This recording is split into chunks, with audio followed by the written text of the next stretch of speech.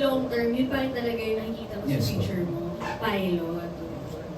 Like, mahirap maging jowa yung mga pilot mo kasi lagi silang wala. Ready ka pa sa mga ganong sitwasyon?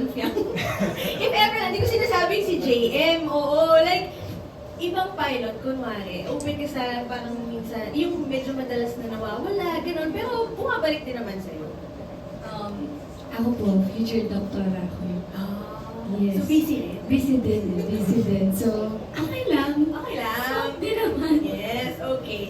Thank you. And now, ito namang question for Fiam. What is the biggest misconception people have about you that you wish you could correct? Oo, lagi ko itong sinasabi nila sa mga ugali ko. Yes.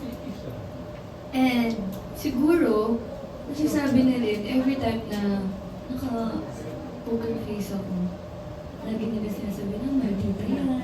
Alam, sungit naman sa mga ugali niya, ganyan.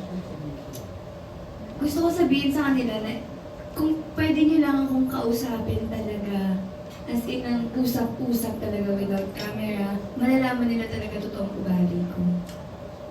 So, let's give Fiam